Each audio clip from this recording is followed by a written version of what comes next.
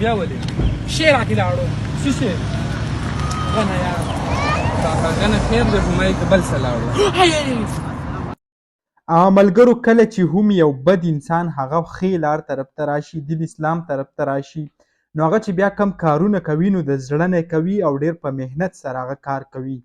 خو چې کله یو سړی د ښه کار نه بد کار ته لاړ شي نو هغه چې بیا څه کوي هغه ډېر زیات افسوسناک او ډېر زیات دردناک وي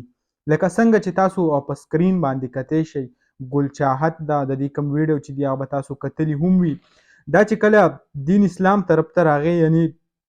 دین اسلام خدمت کول شروع کړه نو هغه به هم ستاسو وړاندې وي چې 4 میاشتې تبلیغ دې نه علاوه عمره هر قسم کم د دین خدمت چې دی هغه شروع کړه خو بیا چې کله د تبلیغ نه لاړو نو په اسلام او په تبلیغ چې کم الزامات ولګول هغه به هم ستاسو وړاندې وي ځکه چې دوی ویل چې ما سره په تبلیغ کې داسې چل شوی دی او داسې شوی دی هغه ټول هر څه تاسو اورېدلي ډېر زیات افسوسناک خبر و هغه د هغې نه پس بیا داسې چل وشو دا اوس هر څه یې پرېښي دي یعنې تاسو د دې د زوړ تصویر ته وګورئ ورسره کم نوي ویډیو چې راغلی ده هغې ته وګورئ کم ویښته چې وو هغه یې هم په غټولو شروع وکړه بلکې کپړې چې دي هغه یې هم چینج کړي د ښځو کپړې یې واچولې دې نه علاوه ډانس چې دی هغه هم شروع کړو نو کم پښتنو چې دی هغو پرې هم ډېر زیات خپل ریاکشن شو کړو چې آیا تعالی داسې دي نه کول پکار د دې کومه وینا چې ده یعنې زه به تاسو ته اوس ویم لکه تاسو به هم وایئ چې دا اخر دې پیړ طرف ته دا ولې واپس راغی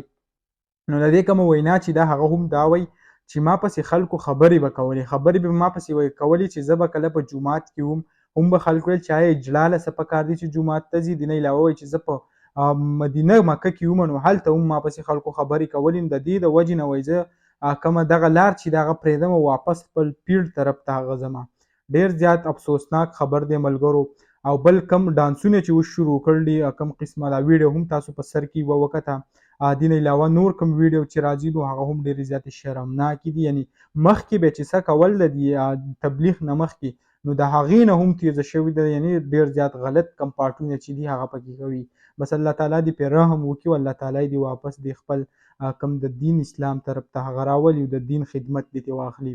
دغه کوم نوي ویډیو چې هم تاسو سره شریک کړه امید لرم ویډیو به خوښه شوي که ویډیو هم خوښه شوي ویډیو لایک کړئ او که زموږ په چینل نوي یې چینل سبسکرایب کړئ داسې نورو ویډیوګانو دپاره